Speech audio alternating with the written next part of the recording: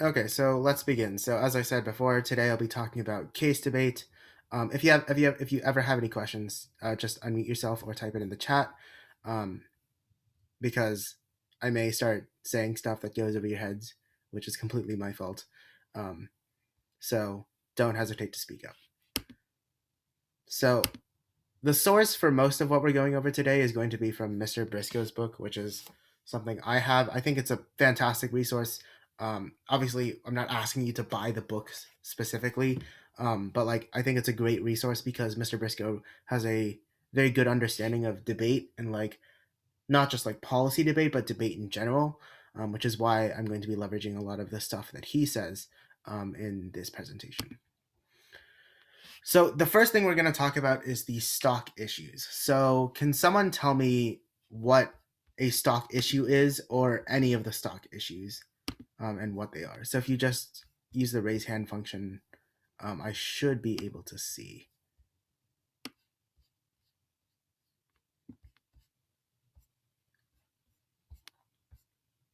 Does everyone know how to use the raise hand function?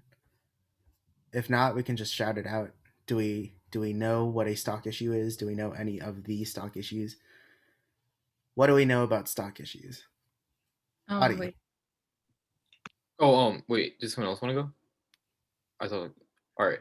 I mean, so some of the stock issues like inherency, solvency, the advantages, harm sometimes. I'm pretty sure topicality is also like a stock issue, right? Yeah, very good. Aditi, did you want to say something?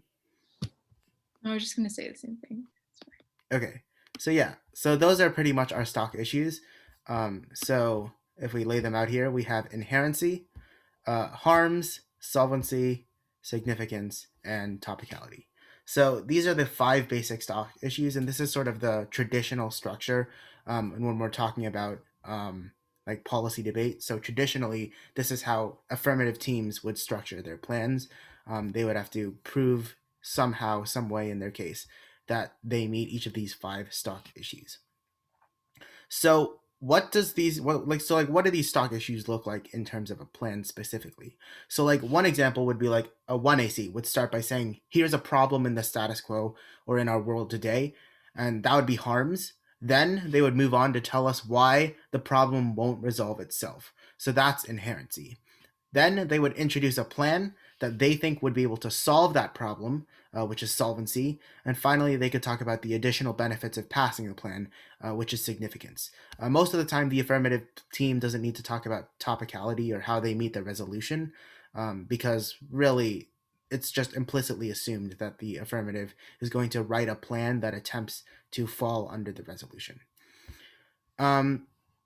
So, are there any questions about any of the 5 stock issues or anything I've just said?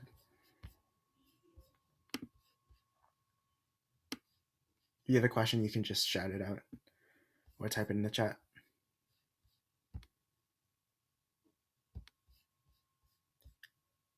Okay, so hearing none, we'll move on. So, in today's lecture, out of those 5 stock issues, inherency, solvency, topicality, harms, and significance, I'll be talking about inherency and solvency specifically. The reason why is because topicality is sort of a beast in its own right, and I'll be doing a separate lecture on that in the future. It's kind of complicated because it starts diving into theory arguments, which are sort of abstract reasoning arguments that aren't really related to the policy itself, and they're more about, like, topicality is more about what does it mean to have a debate about a resolution in the first place.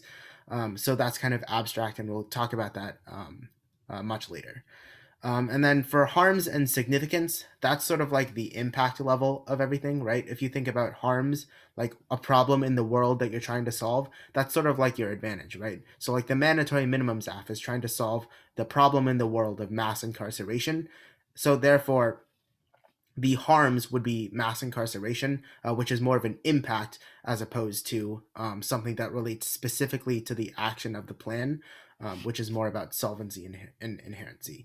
Um, so I'll leave harms and significance to Ari and Grace in the advantages and impacts lecture, and then I'll be touching on topicality in a separate lecture later.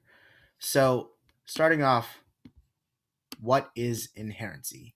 So I myself am not super aware of what Gabe and Grace have taught y'all. So does someone want to tell me what your understanding of inherency is? You can just shout it out. You can raise your hand. You can type it in the chat.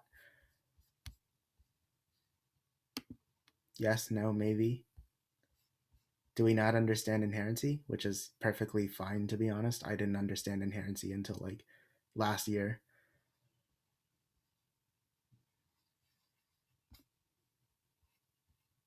Okay, I guess we don't understand inherency, which is perfectly fine.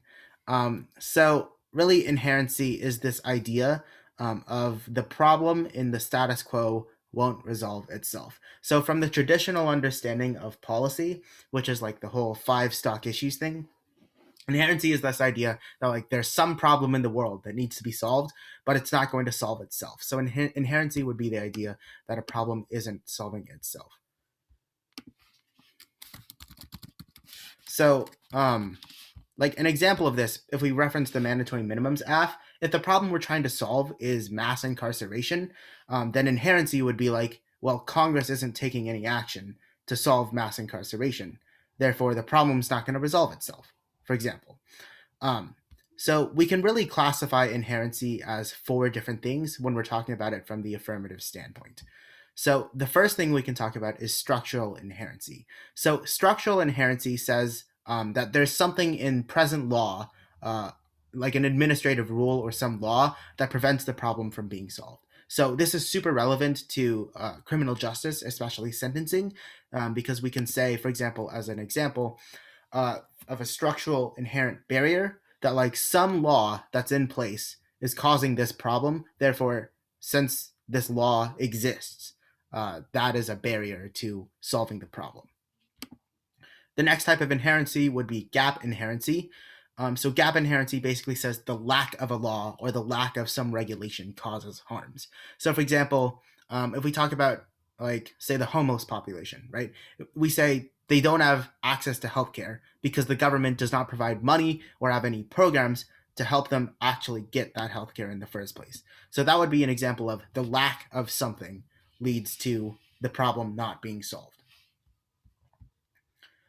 The third type is attitudinal inherency. This is a super common one. This one basically says that like there's some belief or some attitude that's so ingrained in like policymakers or even society itself that like the problem or the plan will never happen, right? So an example of that would be like a Republican legislature is probably opposed to passing pro-choice policies, right? So that would be an attitudinal barrier because they have a belief against pro-choice and pro-choice policies, which means that since they have control over what policies get passed in the status quo, they would never pass such a type of policy. So that's a barrier to a plan getting solved.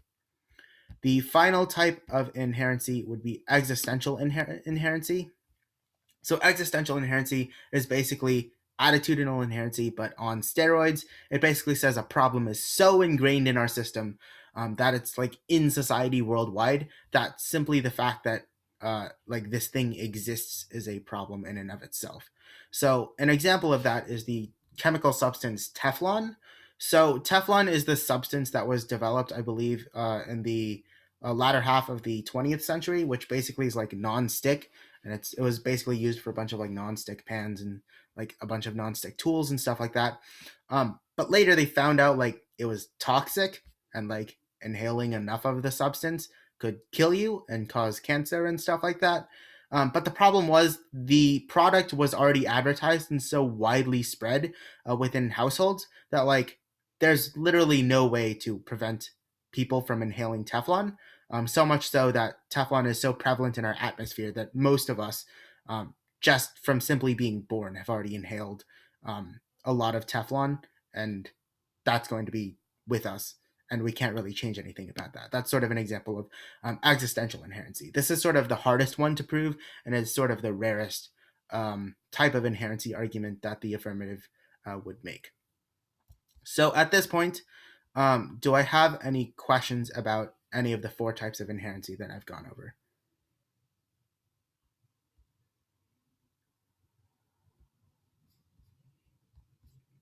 So out of curiosity, is there a possibility that I could see this presentation again later? Yeah, so I'm definitely going to be sending this to Ms. Beck, and she'll post it on the Google Classroom under the Policy Debate tab. Thanks. Are there any more questions?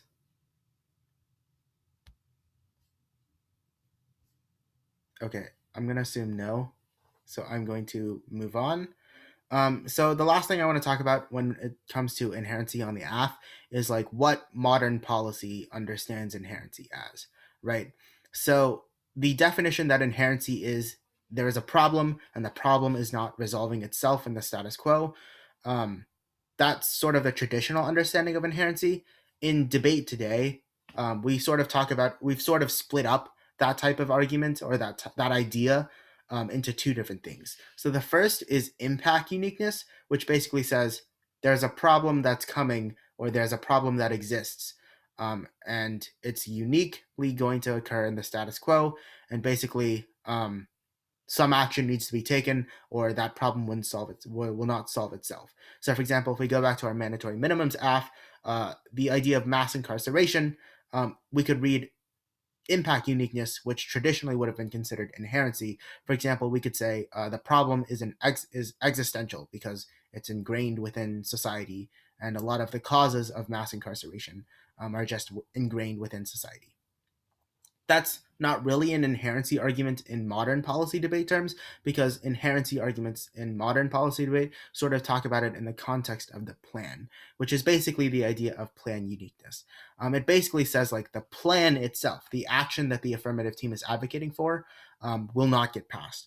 So this is typically attitudinal or existential. So if we go back to the mandatory minimums AF, an example of plan inherency would be one of the cards, I believe, says like the First Step Act was a good first step, but Congress is not going to do any more. So that's an attitudinal barrier because it talks about the beliefs of Congress and how their beliefs prevent them from taking more actions to removing mandatory minimums. And it's also plan inherency because it talks about why the plan itself, which is to remove mandatory minimums entirely, is not going to be passed in the status quo. So do we have any questions about impact uniqueness versus plan inherency?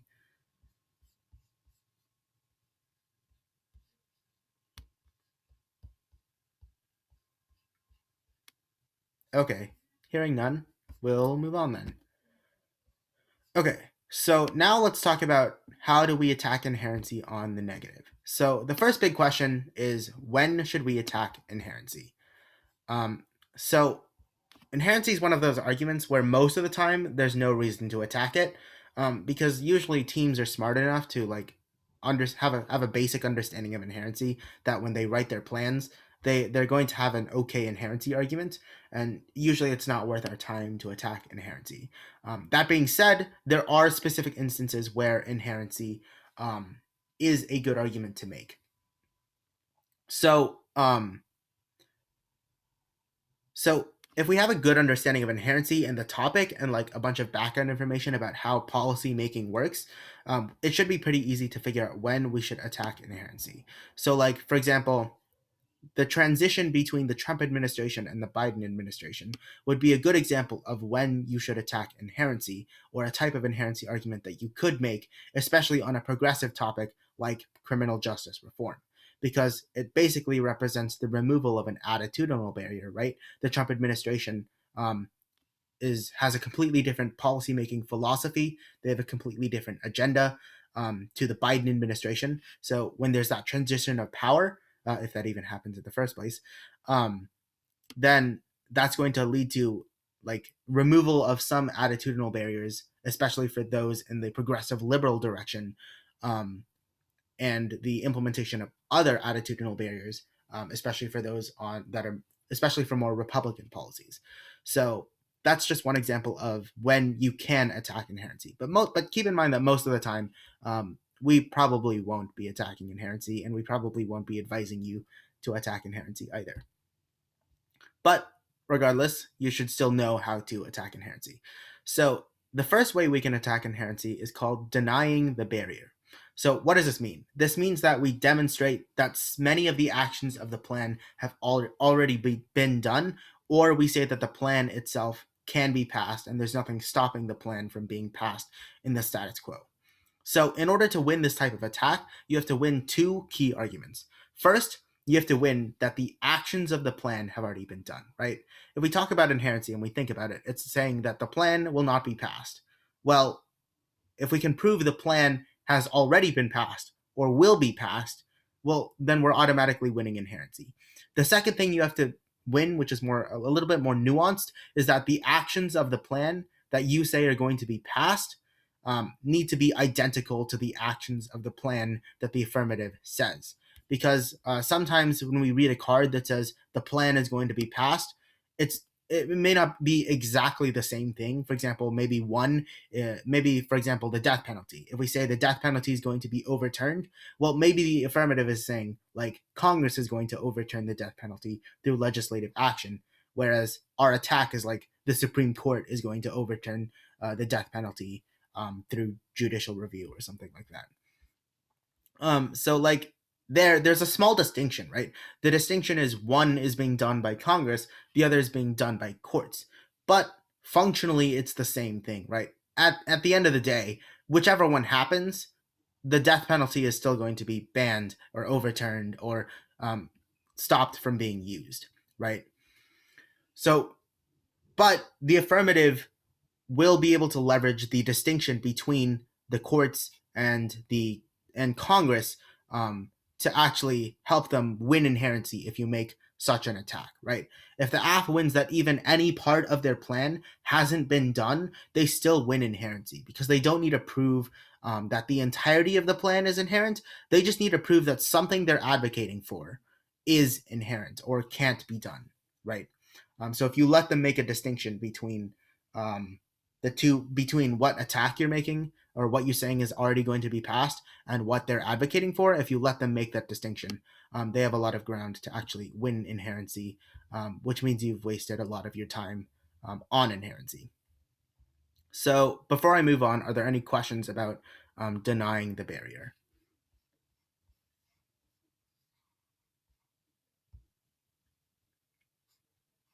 Yes, no, maybe. Raise hand function, chat.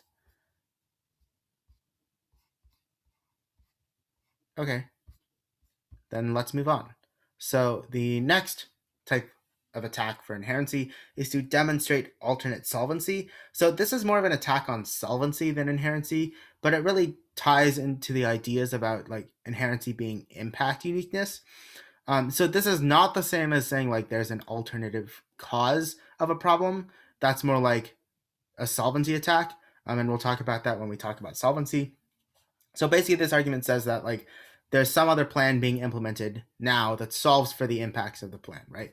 So if we want to talk about mass incarceration, right, and our plan is repeal mandatory minimums, but let's say a state government or state governments are planning to just like release people for nonviolent crimes anyway.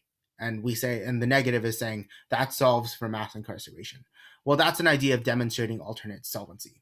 Basically, we acknowledge that the actions of the plan won't be taken in the status quo, but there are other actions out there that are being taken, which will solve for what the case is trying to solve, for what your plan is trying to solve anyway.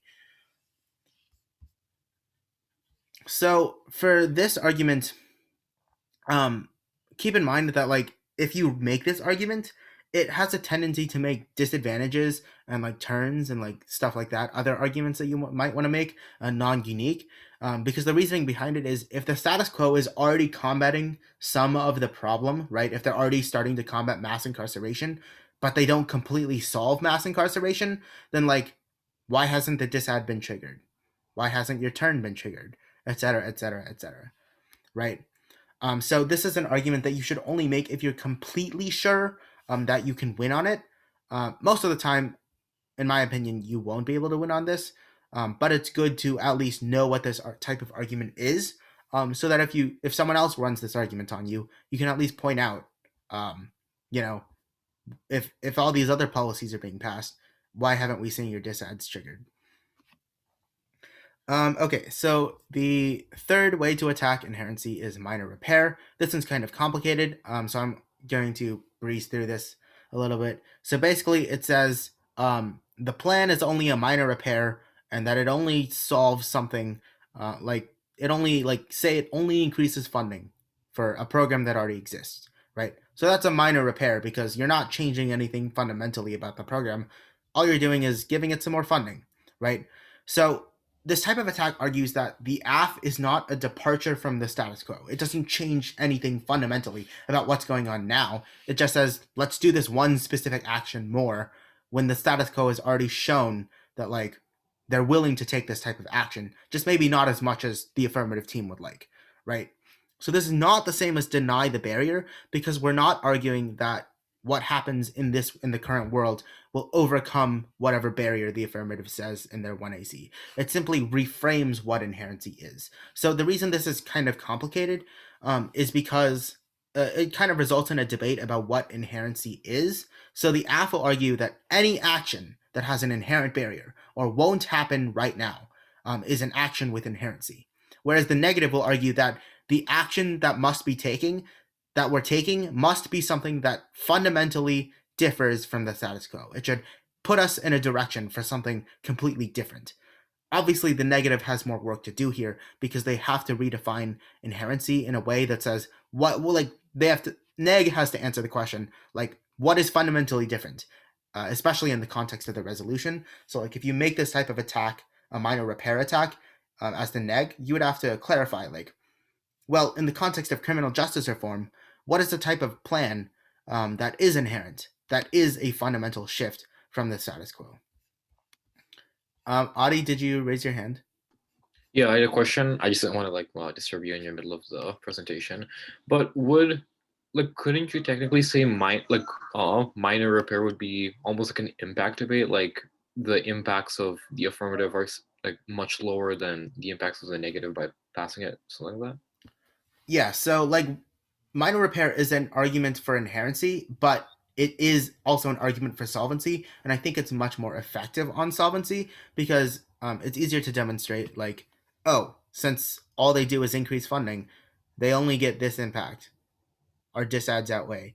But like that stuff we'll talk about when Ari and Grace go over advantages and impacts. For the purposes of today's lecture, I just want you to keep in mind that minor repair is a type of argument for inherency, and that it's a bit complicated in that it sort of bleeds into the whole theory debate where it's like, well, what is inherency, and what isn't? Like, what is, for the purposes of like good debate, what should inherency mean, right? Okay, yeah, thank you.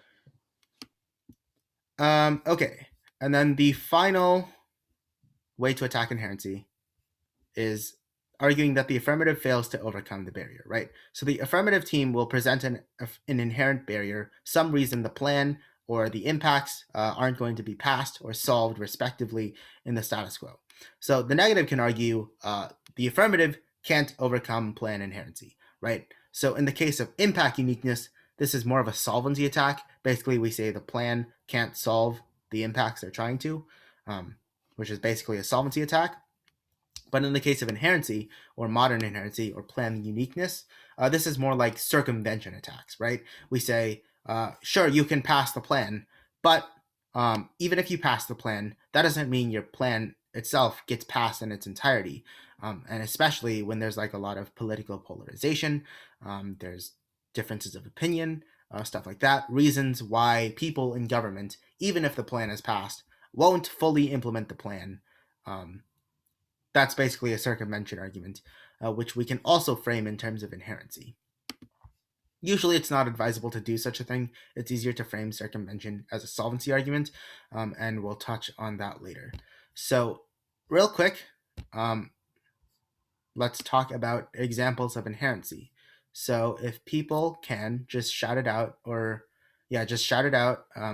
type in the chat for these examples what type of inherency is. So that's structural, gap, attitudinal, or existential, and maybe an idea about how we could attack this type of inherency card.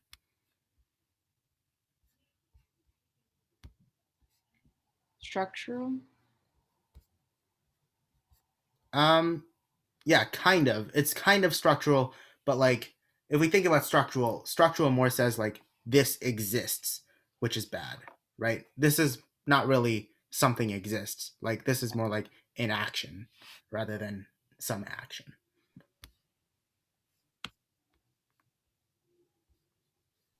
Is it gap then? Yeah, so this would be an example of gap inherency because basically the non-existence of a regulation, in this case the Justice Department not doing anything about white-collar crimes, leads to skyrocketing in billions of dollars worth of tax evasions, scams, and frauds. So does anyone have any ideas about like maybe a type of a attack that we could use on this?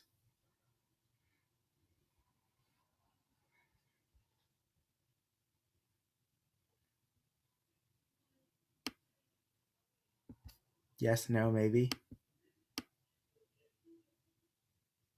What about like the incoming Biden administration? Do we think that they're going to do the same thing as the current Justice Department?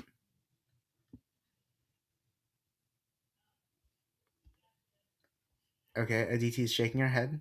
I agree. The Biden administration is probably not going to let white collar crimes go unchecked. So that would be an example of like, that'd be an example of the argument where you say the denying the barrier, where you basically say like, no, the Justice Department not enforcing laws is not a problem because we have a new president and we're going to have a new Justice Department. Okay, so we'll do a few more of these. So this tag here, the Trump administration reversed Obama-era limits on the 1033 program, allowing military weapons to flow to local police agencies.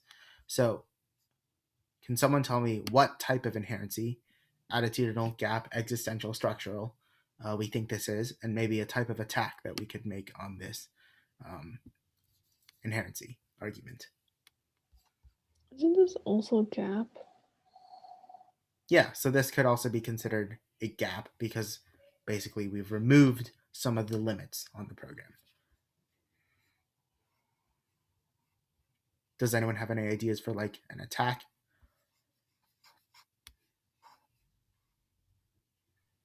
Trump isn't president anymore, so Yeah, and especially considering Biden was Obama's vice president, it's very likely that President Biden will probably re-implement limits on the 1033 program or something of the sort. Okay, and let's see. We'll do this one. So, does someone want to tell me what type of inherent barrier this is?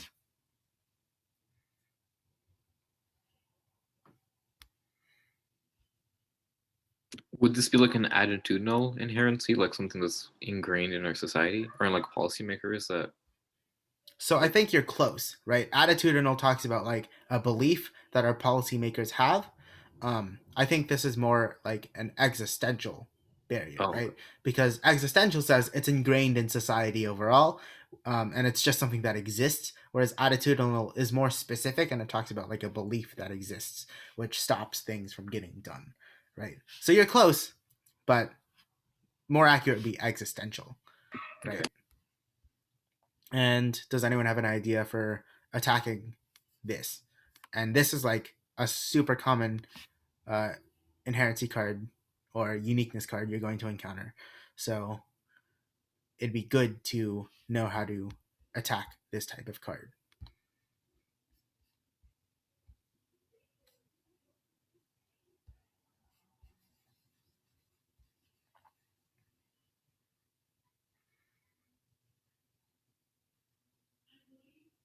Yes, no, maybe.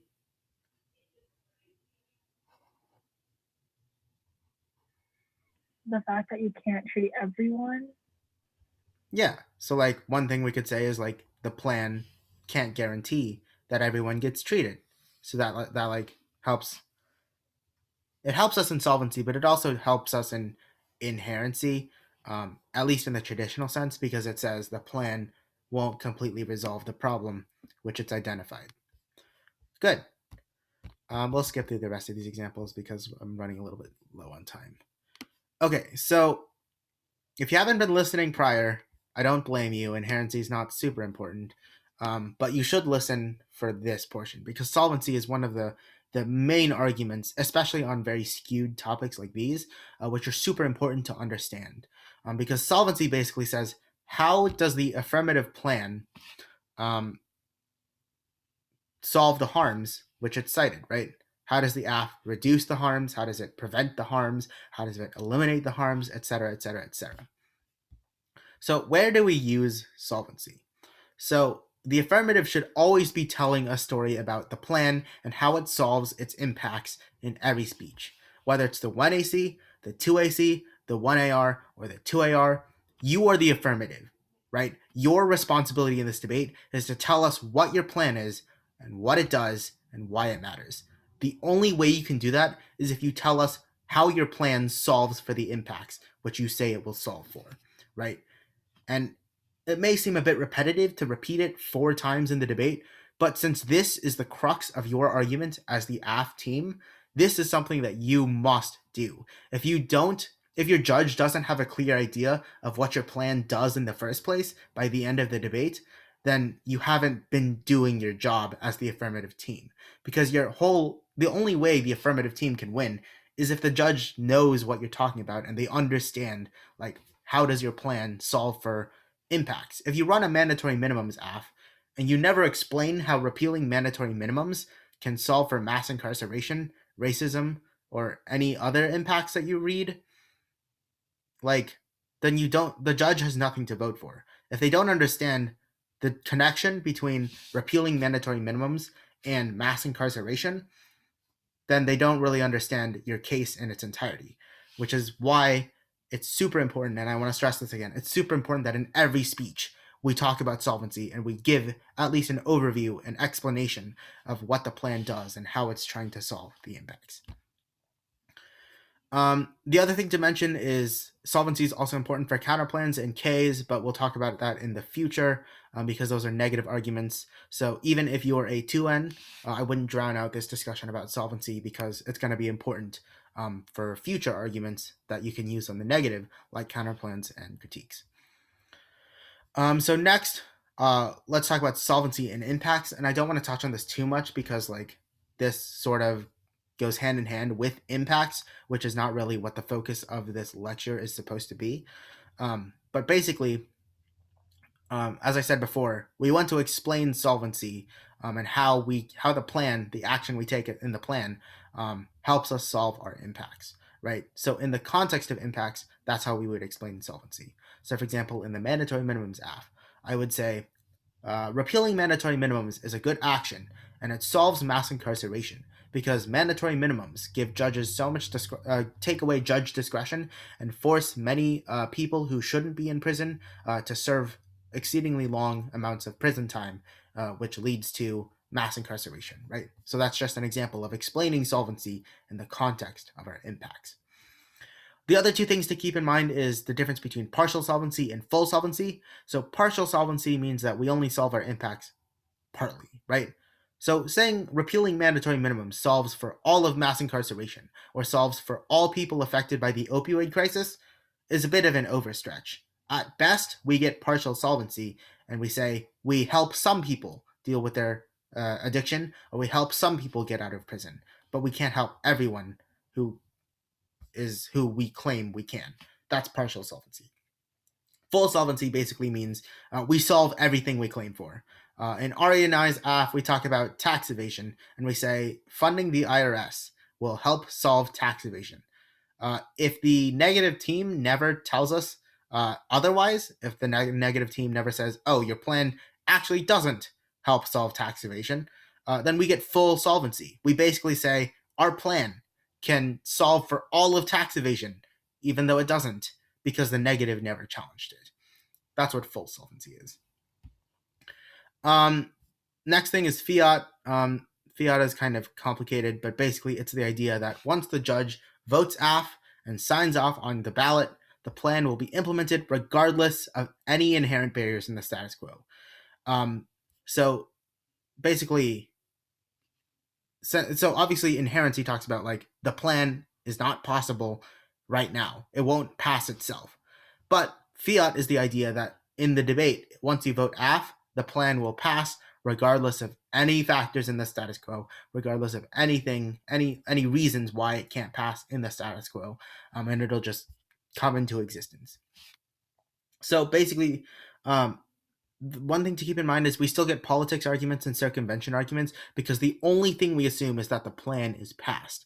We can't guarantee anything about how it's passed, about the process it goes through before it gets passed, just that it does, right? We can only assume the plan is in place by the time the judge votes AF on the ballot. We can't assume anything about like political implications, stuff like the process that it has to go through, stuff like that. So durable fiat sort of goes against the idea, but it's more specific and says that in the case of circumvention arguments, where the plan would get repealed almost instantly, the plan should at least get to stay in effect for a significant amount of time. And if we think about this in terms of fairness and education, it makes sense to think about it like that, because if the negative can just say, oh, the plan will get repealed as soon as it's passed, then like the affirmative is never going to win a debate without durable fiat, because then they're advocating for a plan which is literally impossible. The other thing is utopian fiat. This is something that's common in Ks. I don't think I'm going to talk much about this here now, just because we're running a bit low on time, and also because I believe Gabe will be talking about that in his critiques lecture. The final thing is normal means. So one thing you might see in plans is like, we reserve the right to fiat, clarify, and normal means. Fiat is what I just explained. Clarify is obviously clarifying anything you said. And normal means basically says the plan gets funded, right? If we didn't have normal means, the negative could go up there and say, your plan will never receive funding, especially because we have a Republican government and your plan's super liberal. So they'll never choose to fund your plan.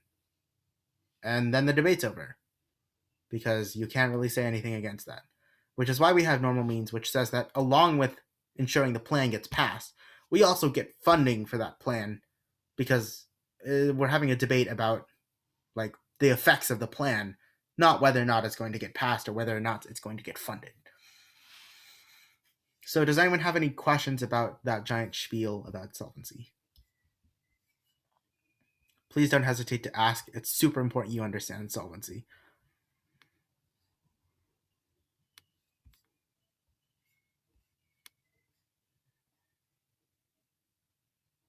Your silence means I'm doing a good job explaining, hopefully. Now let's talk about how to attack solvency. So the first question, especially in this district, we always ask ourselves is, how realistic is AF solvency? How realistic is it that the action of the plan solves for the impact that it's talking about? If you have a plan that says we prevent nuclear war, how realistic is it that your plan prevents nuclear war?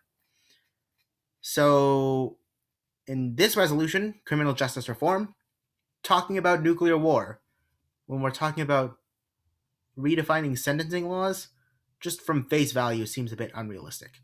So the reason you should ask yourself this question is because it helps reveal what types of attacks we want to use. So like in my example that I provided about like, say, mandatory minimums solving for nuclear war, well, that gives us a hint of like what types of arguments we want to make. We want to make arguments about why mandatory minimums have nothing to do with nuclear war, which would be like perhaps that'd be like a no solvency argument, because it's completely unrelated, and we could cut some evidence about that if we wanted to. So the types of attacks, there are, I think, 3 main types of attacks. So the first is a case turn. I won't go into this super in depth because this is more important for impact debates, but basically it says rather than helping to solve the harms, so like mandatory minimums wants to solve mass incarceration, rather than helping solve mass incarceration, it worsens mass incarceration, right? And that becomes a reason to vote against the plan, because rather than helping something, it's hurting something. So that's just another reason to vote against the affirmative team. So in the mass incarceration example, say removing mandatory minimums leads to prosecutorial discretion, which basically means prosecutors which argue against defendants in court. They'll have more power to negotiate greater sentences and harsher sentences for, say, nonviolent drug offenders. In this case, that's worse because the mandatory minimums may have set a prison sentence at this baseline, but the prosecutors, without mandatory minimums, now have the ability to negotiate even higher sentences than what the baseline was previously. So that's like an example of a case turn. The next thing is absolute solvency takeouts. So there's kind of two ways to do this. It is what it sounds like, basically absolute solvency takeout. Basically, you don't solve at all, zero, zip, nada. So the two ways we can make this type of argument. First is barriers to solvency. So we say there are reasons why your plan doesn't solve that are ingrained in the structure of our society. This could be inherency outweighs, for example, if they have an attitudinal barrier about, progressive criminal justice reform, and Republicans aren't going to get on board, and that leads to circumvention. Well, that's an absolute solvency takeout, because basically we're saying the plan, even if it does get passed, is never going to be implemented in its entirety because of circumvention. An example of a structural barrier, I would say, is like an example of a structural barrier is like states and local governments will not get on board with the federal policy, right? So the structure of federalism, having a system of government where localities, states, and the United States as a whole has different levels of government, means that sometimes the states and localities will choose to disobey federal law, and that's a structural barrier which could lead to an absolute solvency takeout. The other type of solvency takeout is a time frame attack, which basically says the harms that you're trying to solve for are going to occur faster than the plan can actually solve for those harms. So the easiest example of this is global warming, right? If we pass a policy about global warming, like a carbon tax, and we say we're going to tax people who use this amount of carbon for this much money, well, sure, that might help reduce emissions of carbon into the atmosphere, which could help solve for global warming. But if the negative says, well, actually global warming is coming in the next 2 years, well, a tax is not going to solve global warming in 2 years. It's going to take much longer, depending on the level of the tax. So that's just an example of a time frame attack. The final solvency attack we have is a mitigator. So there's 4 types of mitigators. Most of these are pretty familiar, I would say. So the first is alt causes. So this is basically the impact that you're trying to solve for happens for more reasons than just whatever the affirmative says. So mass incarceration. The affirmative is going to say mandatory minimums are responsible for mass incarceration for these reasons. An alt cause argument would basically say, actually, mass incarceration happens because of more things than just mandatory minimums. We also have super harsh laws on drug criminalization. Therefore, your plan doesn't solve. So that's like an alternative cause of mass incarceration. So an alternative cause of the impact. The next one is circumvention. So circumvention can be an absolute solvency takeout. More often than not, it's a mitigator because you can say that like part of the plan gets circumvented, right? So like if we had a plan about rehab and mandatory minimums, perhaps state governments would circumvent the rehabilitation part. They'd be willing to make the change in the legal code, but they wouldn't be willing to provide rehabilitation. In that case, that's a mitigating circumvention argument because it says part of the plan, which you need for solvency, doesn't actually happen. Therefore, you only have partial solvency. The third one is workability. So basically this one says like there are problems with implementation. So an easy example would be like if we say use AI to solve global warming. Well, we don't necessarily have AI that can solve global warming, or at least do advanced enough AI to solve global warming. And this is not an issue of like fiat or normal means, because it's literally impossible to implement the plan in a timely manner because we just don't have the technology to implement the plan. And that hurts the solvency of the affirmative, which mitigates their solvency. The final argument is a little bit complicated. It's necessary versus sufficient. Basically, it says the affirmative may meet a necessary condition to solve, but is not sufficient enough to solve. This is usually an analytic type of argument. So if we think about an example for this, one example would be like if we go back to mandatory minimums and mass incarceration. Sure, it may be necessary to repeal mandatory minimums to solve for mass incarceration, but it's not sufficient enough to solve for mass incarceration because there are a bunch of alternative causes that also need to be solved for, right? So this is sort of an extension of the alt cause argument. Okay, I've been rambling for like another 15 minutes. Does anyone have any questions? You can shout it out, raise your hand, use the chat. Yeah, I hear well, Alan. I just got here. Yeah, what are we talking about?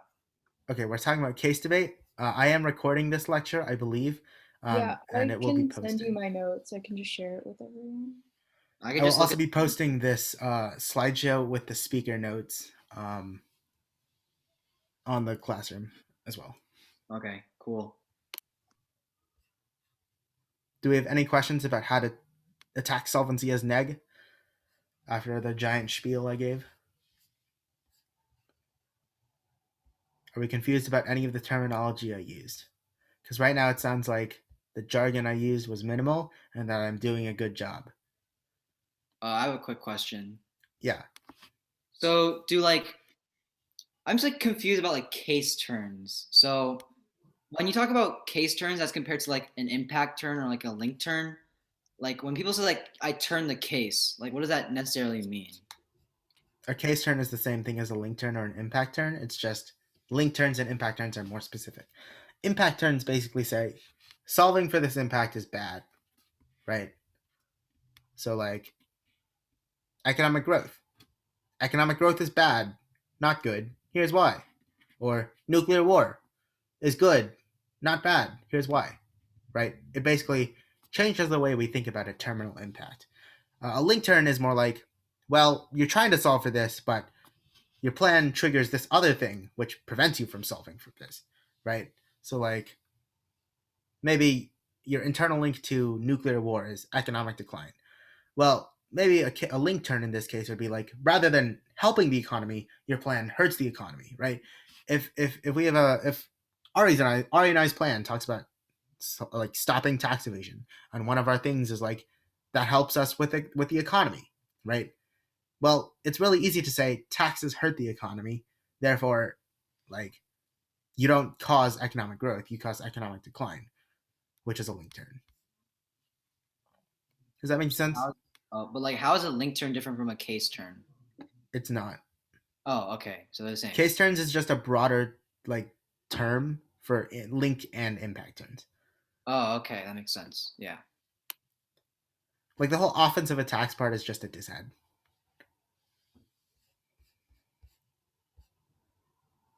Any more questions?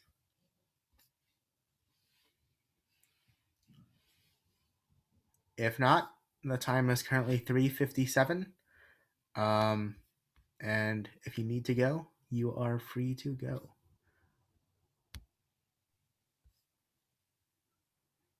Thank you.